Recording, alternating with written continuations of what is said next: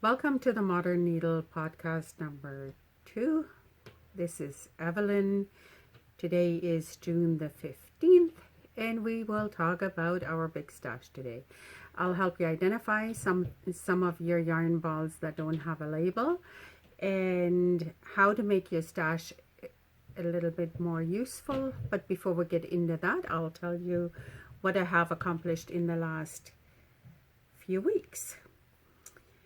Before I get into the knitting or into the crocheting, I was cleaning up my stash, and as we had talked before, I do cross stitch and quilt as well as crochet and knit. And when I was cleaning up all of those stashes, I had found some of my work that I started in May 2011.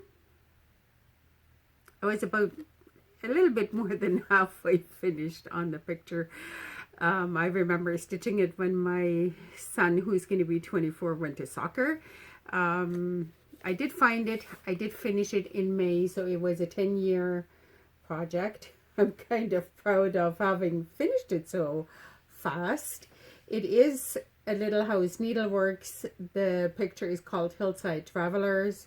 The chart is still available today. I did stitch it on 14 count Aida. I dyed the fabric myself. It is Earl Grey dyed, and I'm rather proud of it. I usually don't do any of the big pictures. I do love them. However, I have no stamina when it comes to that. Years and years and years ago, my sisters and we had put together a kit of elephants. It was called Elephants on Parade or something like that, and I decided to stitch it on black Aida because that's what the picture said. There were 5 elephants in that parade. It had a tree and it had a sun, and I thought, well, an elephant a day plus the tree and the sun will give the fat elephant 2 days, so 7 days. Like, I should be able to pump this thing out in a very short amount of time. But the reality is different. Number one, it was on 14 count black Aida, which is a little bit harder to stitch on. Plus, it's more like an elephant leg a day.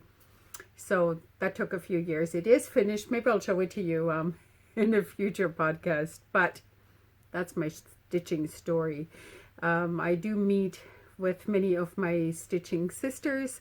Very often pre-COVID, we would go away for a few days a week and we all meet together. There's about 15 of us, and well, maybe 8, I guess. And we rent a cottage and we bring our knitting and crocheting and sewing and whatever it is that we like, mainly cross stitch.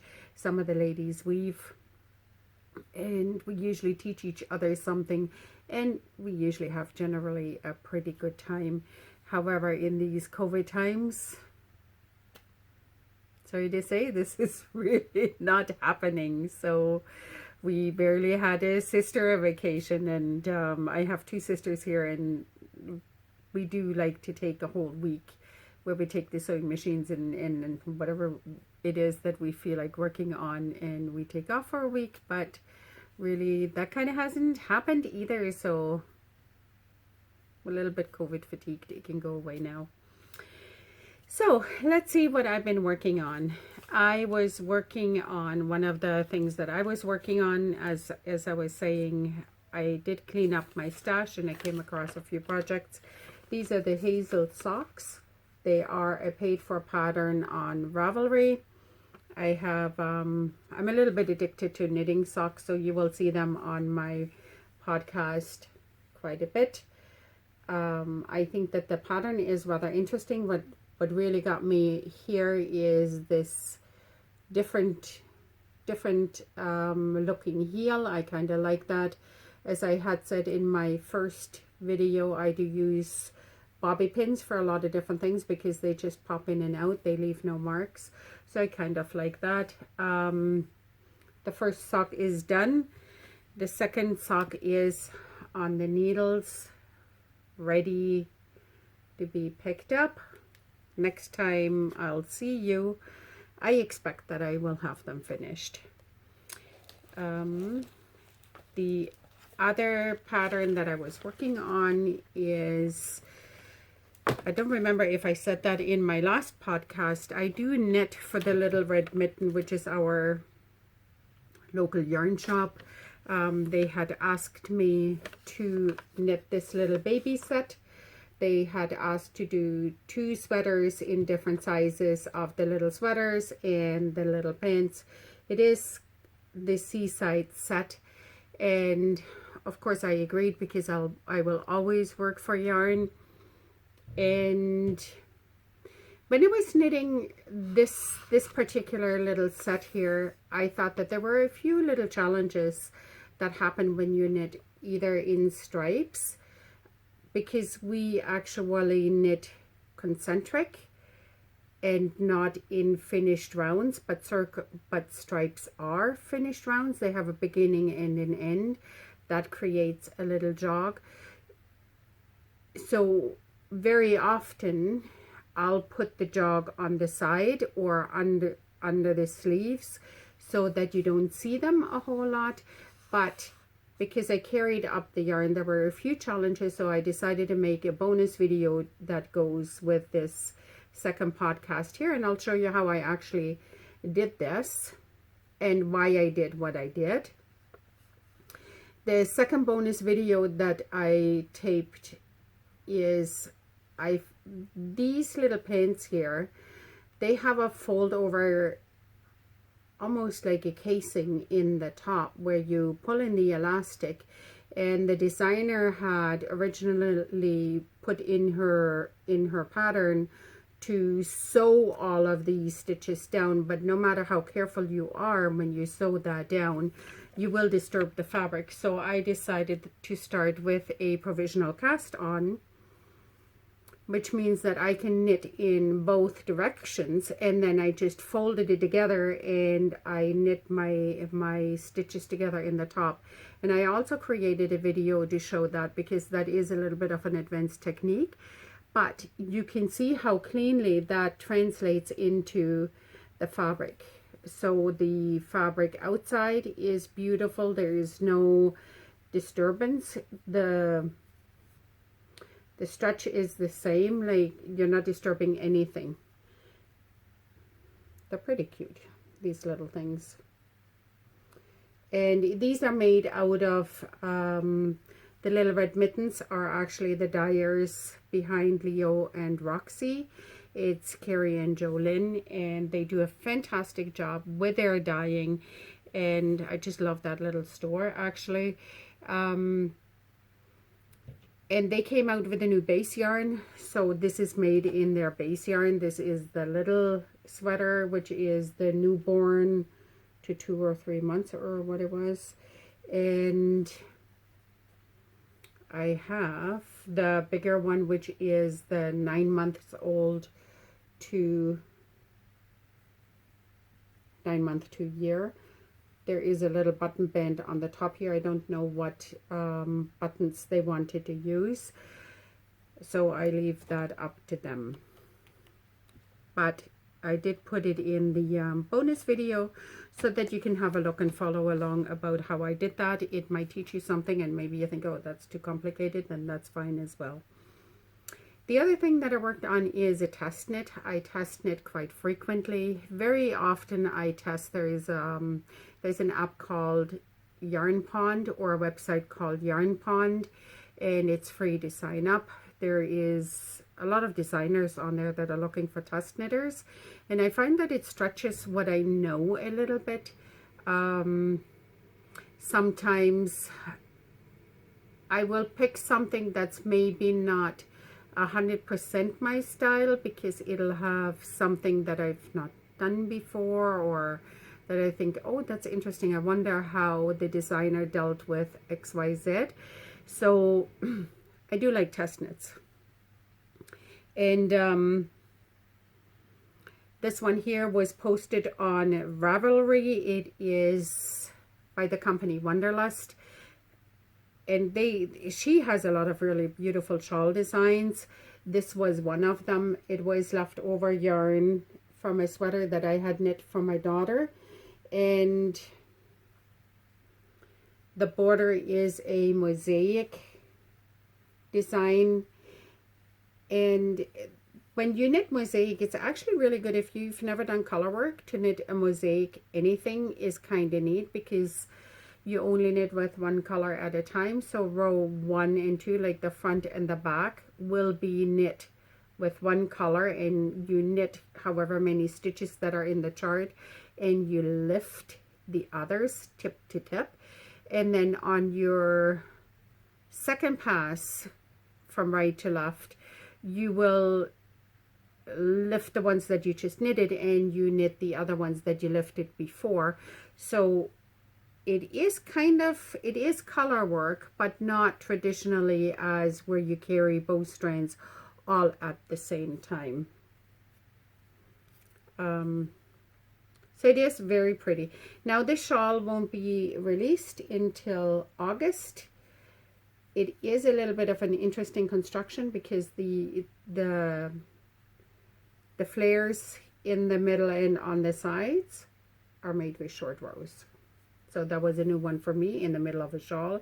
Short rows are not new to me, but in the middle of the shawl, that was kind of new to me.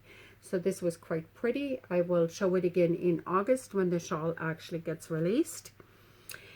The other thing that I have started is the Dreamy Lattice cowl. Of course, the cowl is already over. That happens to me quite a lot.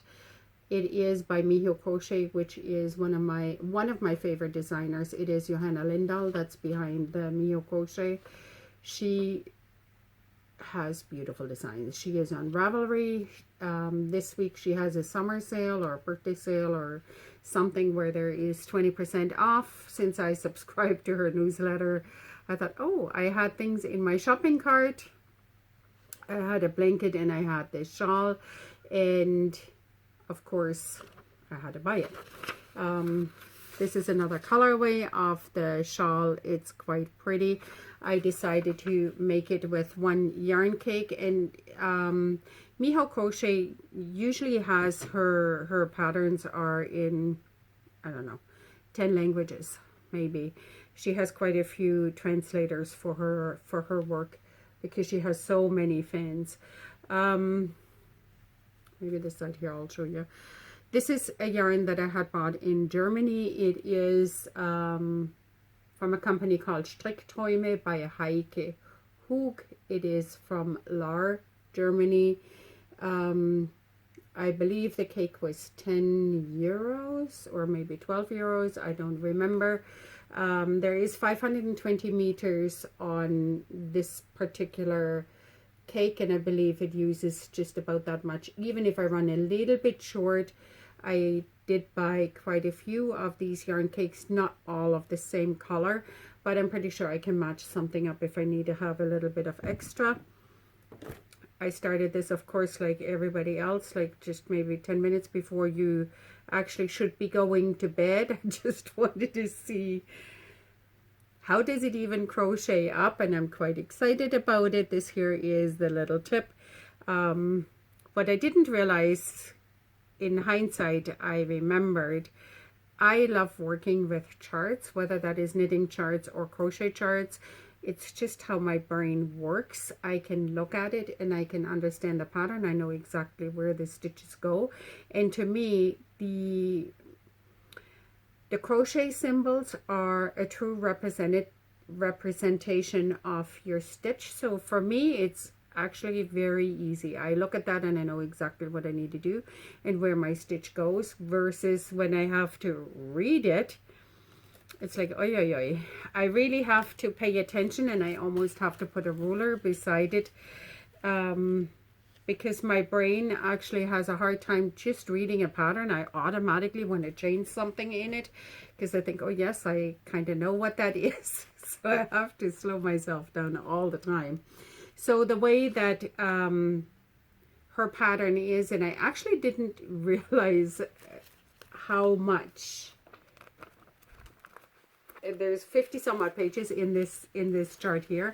I think if I would have thought about it, I would have not printed it, but I did want to show you the pattern, and often it's easier if I have a copy that I can just hold up and show you.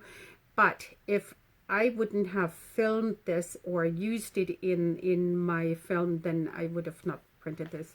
I use a website called Knit Companion. I just had to think for a minute, sorry. I use a website called Knit Companion.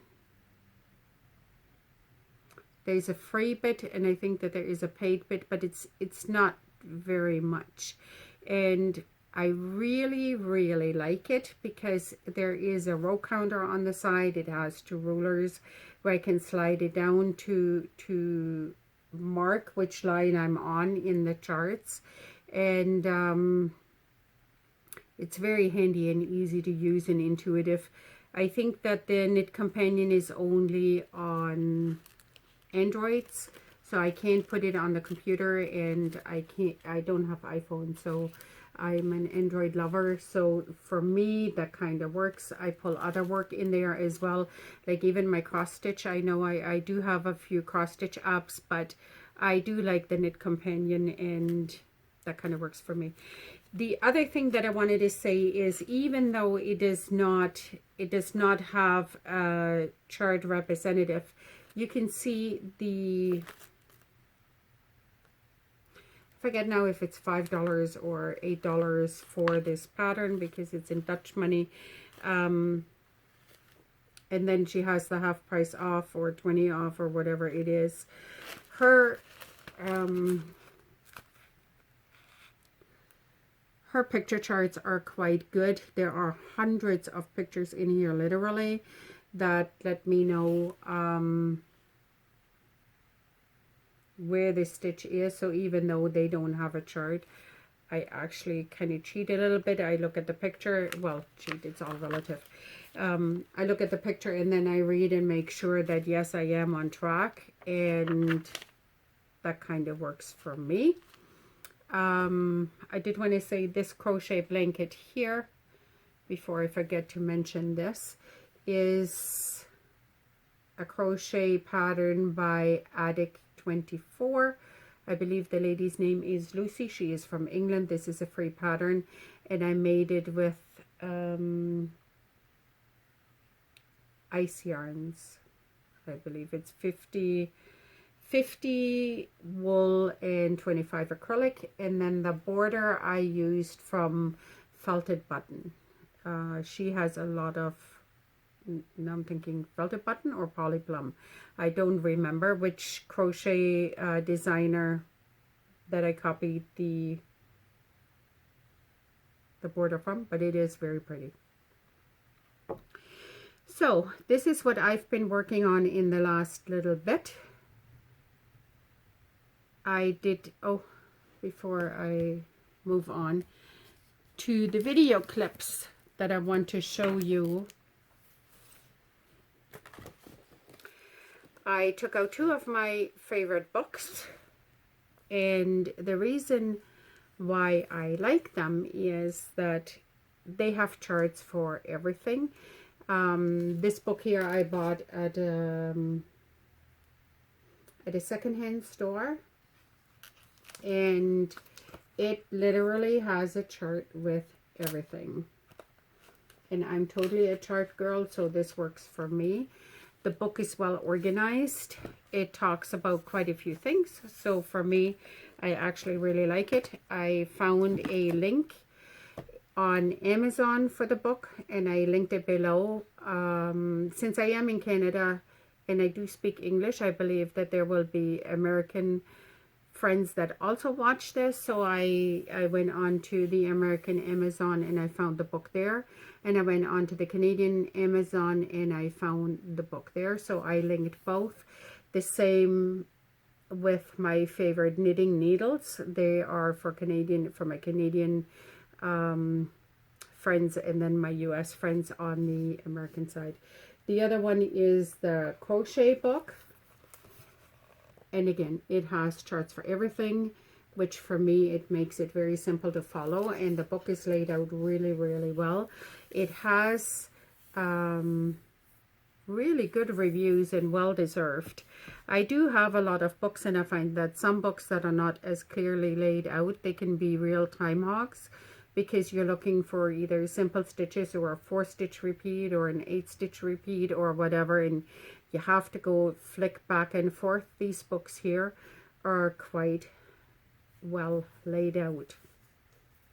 Before we get into organizing the stash, as I was preparing the segment for organizing the stash, I was thinking when I was the yarn wizard for Michael's, for Yarnspirations at Michael's, and before all of this COVID craze, a lot of the people that came into Michael's, they said, oh, you know, I have so much yarn in my stash, and would you believe, like, now that I want to use it, nothing works together. Or they say, oh, I have so much yarn in my stash, but half of it, the label fell off, I have no idea what it is. Or the stash is overwhelming, or whatever you want to say about the stash, I've heard it. And that led me to think, when I was preparing this segment here, that the stash is really a personal thing. But one of the things that a stash is, in my opinion, is 10% yarn and 90% emotional. So for somebody to come in that is not a crafter, you might have, I don't know, I'm making it up, you might have a bookshelf full of yarn, and they'll be like, oh my god, you got so much yarn. And somebody else that does craft, they might say, oh, that's nothing, you should see my house, like, it's growing out of the rafters. And I was talking to my niece, actually. My niece is in the military, and she's getting ready to be deployed, and they had she has to go through a mental assessment to see if she is fit for being deployed. And they had asked her if she has any things that she collects or anything, what her hobbies are, and they wanted to see what her mindset is. So they were talking about her yarn stash, and she said, well, because she also spins, she does have a room that is dedicated for her yarn and for her crafting. And she said, so I have hundreds of skeins of yarn. However, if I were to be a painter and I have 100 pencils, nobody would say anything. And it really struck something inside of me, of where I thought, now that is very true. If you have 100 pencils, now 100 pencils might just fit into my hand like this, but nobody would say, this is crazy, what do you need all of this stuff for? You don't have to defend anything. And I believe that a stash, really, it's a security blanket. It makes you feel good. It can stress you out. It can do all kinds of things for you. It's a financial security, because you know that actually your stash is worth a lot. But what I do hear a lot as well is that stashes are not functional.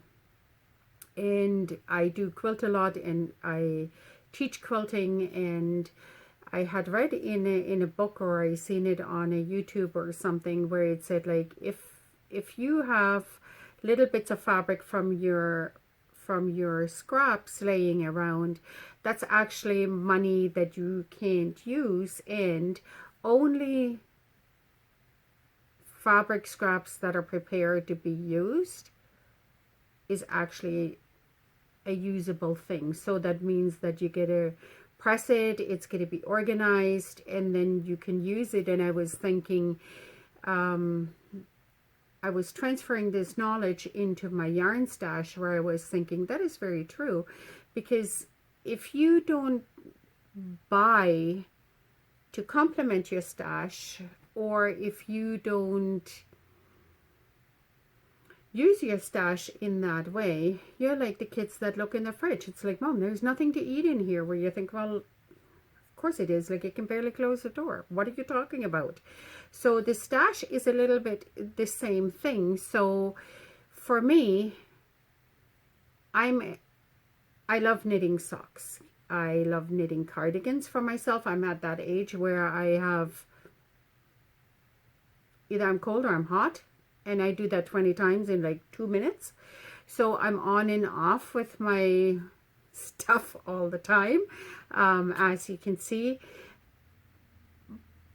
So for me, I know that if I want to make a cardigan in an extra large or a 1X, I need this and this many meters of yarn in the size that I like. I like knitting anywhere, when I knit the garments, I like anywhere from 4.5 to 5.5. I'm not really all that fond of 6. I like the thinner stuff, but there's like a gazillion stitches. So I stick to sort of 4 to 5.5.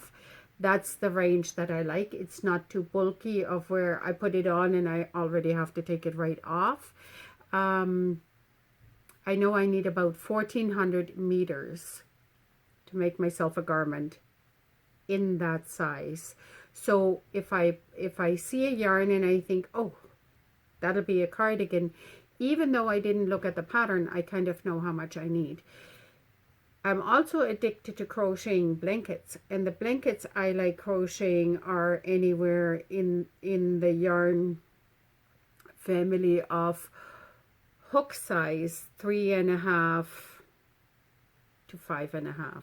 Again, I don't like it too much thicker than that. So if I buy one-off balls, and when I buy for my stash for myself, it has, if it wants to live in my stash, in any of my stashes really, it has to be on sale. If it's not on sale, it'll be there when I get there. It's a rule that I have for myself. Everybody has a little bit of something that they do with their stash. That's how I deal with mine, unless of course I work on a commission or I want to make something and I need to supplement whatever is in my stash. But for my blankets, like if I buy one-off balls, they usually fit into that category, and I will show you in the video that accompanies me in a minute. There is one other thing about the stash that I would like to mention.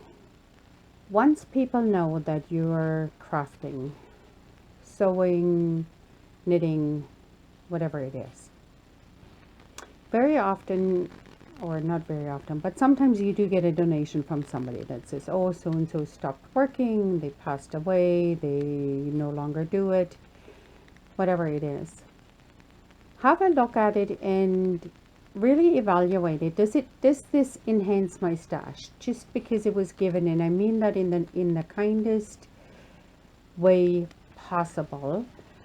Not everything that is given to you needs to end up in your stash. For example, cigarette smoke. You'll never get out cigarette smoke. You can leave that out in the yard forever.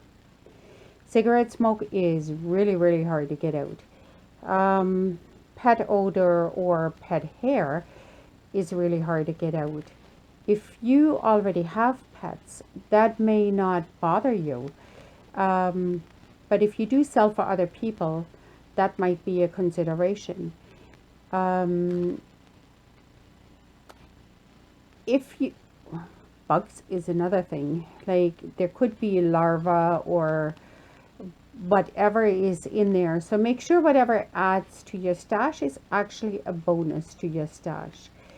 If it is not, you can always redonate it to other places that may not have the same investment in stash as you do, or the same considerations for their stash as you do.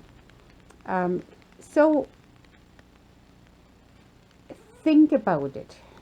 What is it that your stash does for you? And when you add it or you take away from it, think about it. A usable stash for me, my stash is actually my store. And now that we're in these COVID times where every time you turn around you're in another lockdown, it's kind of easy for me to go into my stash. Now, sometimes I think, oh, I wanted to knit XYZ and I actually don't have the yarn for it. It doesn't happen very often, but it does happen. I can call my yarn store and they'll be happy to put it on a porch pickup for me or whatever it is. I do support all of those industries quite well on my own. But I do think about my stash and I think about how to make it usable, because if it's just sitting there or if it grows over my head, then obviously it's not it's not what I would like for it to be. I put together some mini clips that will show you how I organize my stash, how I identify yarn without a label so that I can put it in its proper place, and have a look and see if you learn something. Why are color and lot numbers important? The color number, obviously, it'll tell you that this here is a multi, but the lot number is what dye bath it was in or what lot it was dyed in. And if you knit something like a pair of socks, you get one pair of socks out of this yarn, no problem. However, you wouldn't get a sweater out of this yarn. So then all of a sudden the dye lots, they do become important, because to the naked eye, it may look like the very same color. However, once you knit it up, you might get stripes in it. Happened to me more times than I would actually like to remember. This here is another yarn. It tells me that it is a number 2, which is also a fingering, 80 acrylic, 10 mohair, 10 polyamide. It's 380 yards by 85 grams, or the yards and the ounces usually go together and the grams and the ounces go together. Here is my gauge swatch, and as you can see, the knitting needle is often lower in the number than the crochet hook, and that is because the crochet hook works more air into the fabric, so therefore you would use a larger hook. It is hand wash, etc. It gives you all kinds of information about it. It tells you that I had bought it on sale at one point. Very often, the color and the lot number, very often I will put on there where I bought it and how much I paid for it, and the year. Very often I'll do that. So let's have a look. This here is the same. It is cotton. Let me see. It says it's 100 grams cotton or 3.5 ounces, 200 meters to 220 yards. This here is your gauge swatch on 4 millimeter needles, or 3.75 to 4 millimeter needles. You wash it on 40 degrees. It's made in Peru, etc., etc. It is, and it, of course, the yarn brand. But this yarn here very often is not a big deal. We kind of know what it is because the label will tell us.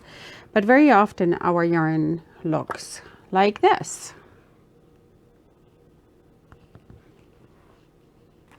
Or like this. So what is it that we're going to do with this? How do we even identify what it is?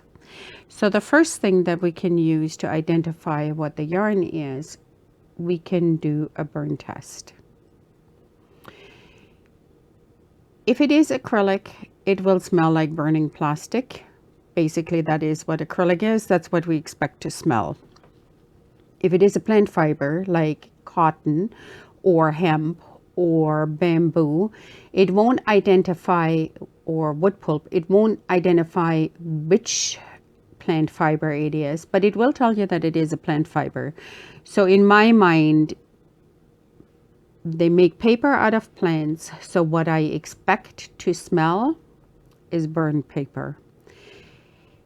If it is an animal fiber, I'm thinking this was probably a little bit of leftover sock yarn. It'll be wool and it'll smell like burnt hair. So wool is made out of hair, animal hair. So I expect to smell burnt hair. And then of course you get blends, which are wool and acrylic, plant fiber and acrylic, or Yeah, I think that's basically it. I will show you how to identify that so that you can put it in its proper place. You may not want to mix 100% wool with acrylic. The one will felt, the other doesn't. So for things like that, you probably want to have it separate out, and I'll give you a few other hints and tips on how we're going to figure this out.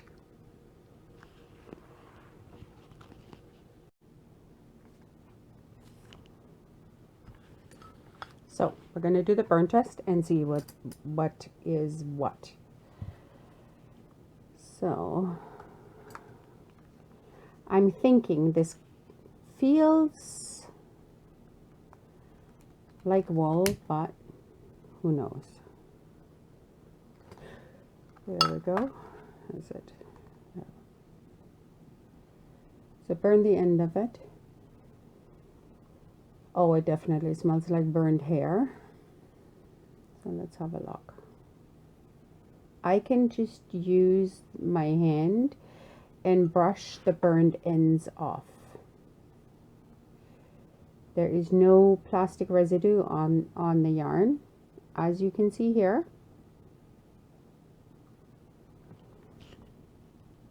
This I can just crush with my fingers and completely crumble it. Just like hair would crumble. So this I would think is 100% wool. There is, so I'm not even thinking that that is sock yarn, because sock yarn often has a little bit of nylon in it. This looks like no nylon added. So I would weigh this and then label it, stick a little label on it and put it away.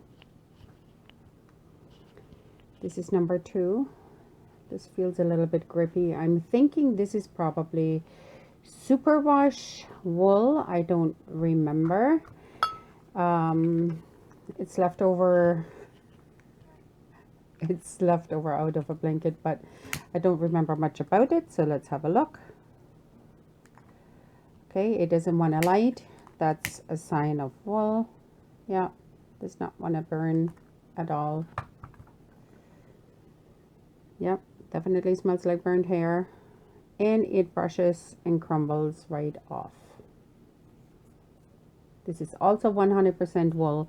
I would weigh this and put it away. Now, I'm thinking that this is superwash. I actually think I remember this yarn that it was superwash.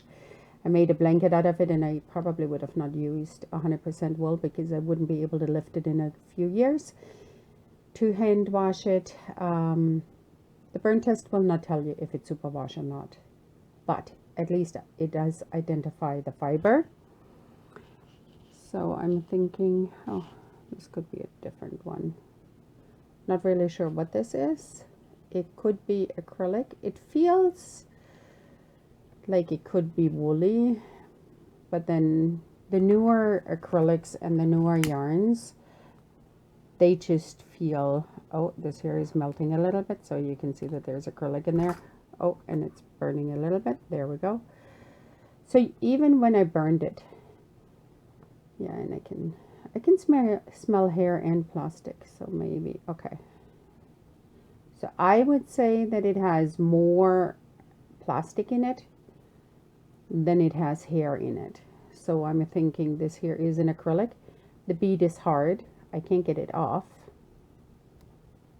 And when like you can hear my nail trying to pull it off, it's not coming off. It burned quite nice, and it curled right in on itself, just like plastic does. So again, I would label this and weigh it.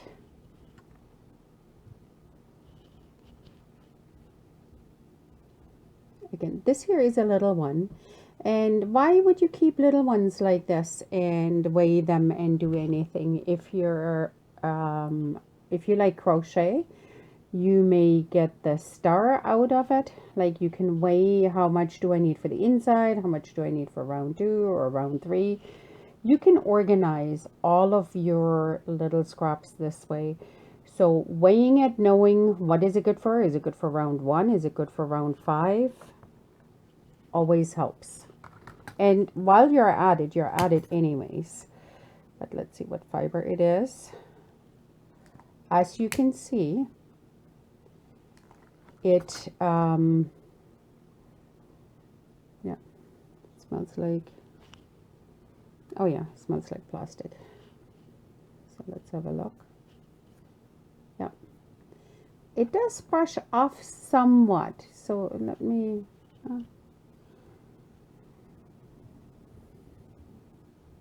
kind of stinks, to be honest. So let's me do this one more time. It doesn't want to. Okay, there's the bead. I just didn't light it properly. And now it does smell quite like still smells like burnt hair and plastic, to be honest. So let's have a look. It comes off.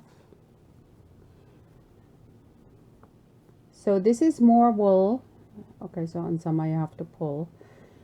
I actually think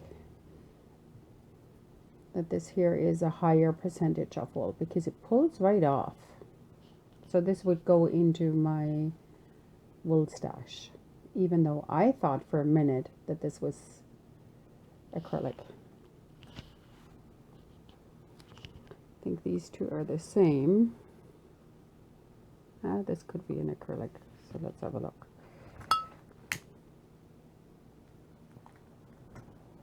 I'm thinking, yep, acrylic. Yep, it smells like acrylic. You can hear the little tapping. So the, oh yeah, plastic bead is quite hard. Again, I cannot get this off. Even if I'm really yanking on it, it's not coming off. So I know that this is either 100% acrylic or really high. Actually, there is nothing really coming off. So I'm thinking this is 100% acrylic. So this will go into my acrylic pile if you want to keep it. I don't have a started cotton here. So I will start this cotton here. So let me have a look at this. Let's undo this. No, actually, I don't even need to do that. We just want to do the end. So when you burn paper, it kind of crackles, and cotton is the same thing. It has a yellow flame, and just like paper, it has an ember in it that stays glowing, and it does smell like burning paper.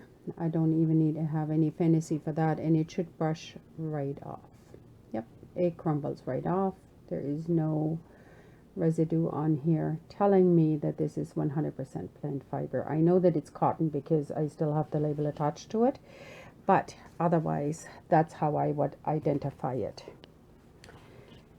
These ones are more or less the same. I believe this is a sock yarn, and these are the superwash that I had before. So let's stick this back in here, and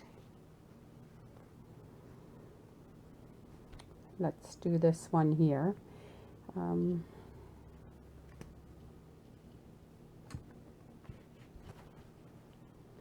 So I don't have the label for this one on here. I have more of this wool, so I kind of know that it is a blend.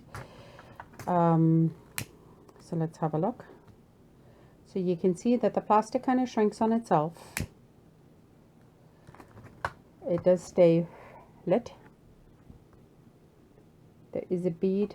I can smell hair and plastic. So let's have a look. Yeah, I can break some off.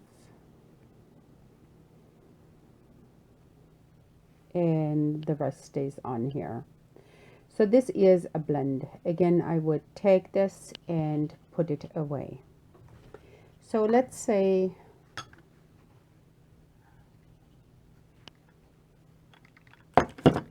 we have identified what it is.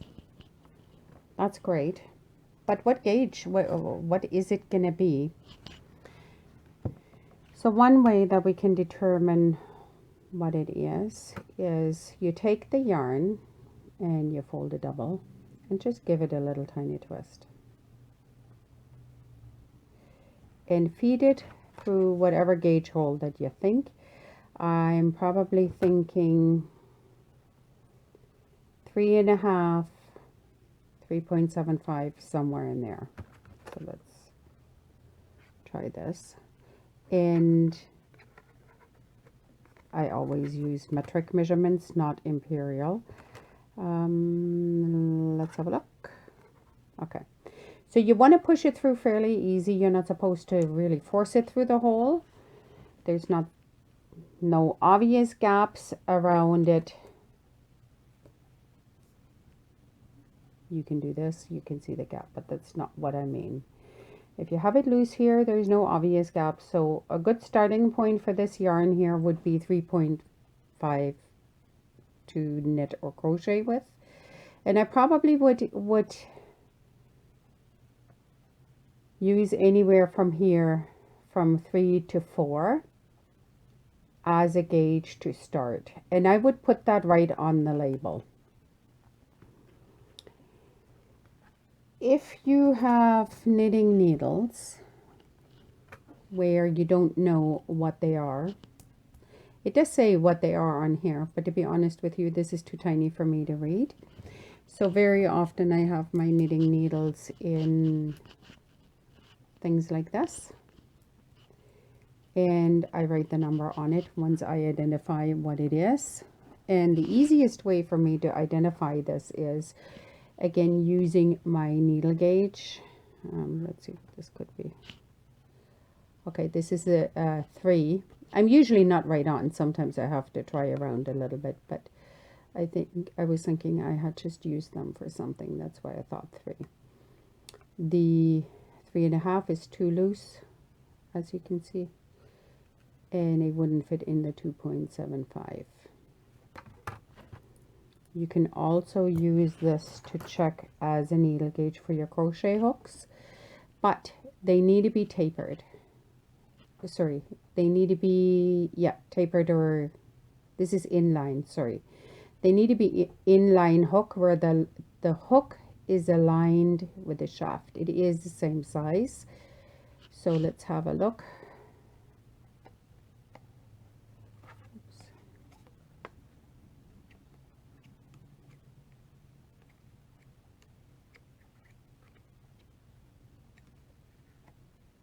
Okay, so that's not it. It's too fat for this, so it's this guy here. And what does it say? 4.5, and it is a 4.5. This company is been bought out. It is now 100% Canadian, and they operate out of Listowel, Ontario, actually. These hooks, the hook is bigger, so this is the inline hook. The hook itself is bigger than the shaft, so these tools would not work for this, but there are handy dandy gauges like this for your hooks. So you would just go along the side and see which one the shaft fits in. Does it fit into this guy? Yeah, this one here is too fat, so it's this one. What does this say? 5.5, 5.5, and let's double check. 5.5. So they are quite accurate. One side note on this. Imperial measurements, in the imperial measurements, when they convert it into metric, there is no number 3, there is no number 3.5, there is no number 7,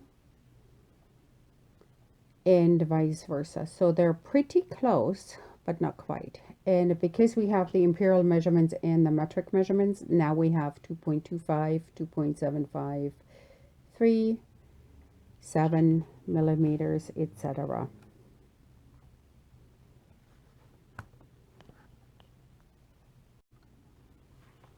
There is one other thing that I do use in my stash. I do have a lot of wool, and in my wool fibers, I put lavender buds. The little baggie is, I believe, from the wedding area in the dollar store, and I bought loose lavender buds. We are lucky to have a farm here between St. Thomas and Port Stanley. There is a lavender farm, and they sell big bags like this for about $12, including tax or plus tax. I forget now. But anyways, you can get quite a few of these. They make lovely gifts for anybody, for your lingerie or whatever, but definitely for wool. It does need to be reactivated, and you reactivate it just by crushing it in your hands and releasing the oil. If they're truly dead because they're years old, you can always add lavender drops that reactivates them, and it again does the same thing. If you do not like lavender, you can use any other scent. Moths do not like strong scents. They don't like lavender, but they also don't like cedar chips or anything that really smells strong, eucalyptus or anything like that. So I hope that this was helpful in identifying what is in your stash.